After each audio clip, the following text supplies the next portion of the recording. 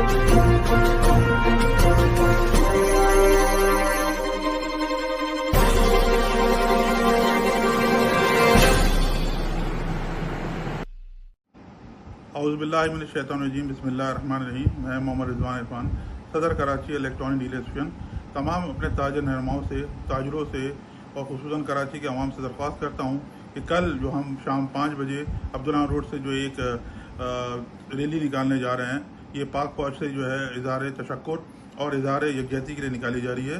तो इसमें भरपूर शिरकत करें और उनके साथ कंधे से कंधा मिलाएं, क्योंकि ये हमारा फ़र्ज़ बनता है और ये हमारा कौमी फरीज़ा भी है कि अपने फ़ौज के साथ, पाक फ़ौज के साथ जो है शाना बशाना खड़े हों और उनसे इज़हार तशक्कुर भी करें और उनसे इज़हार यकजहती भी करें।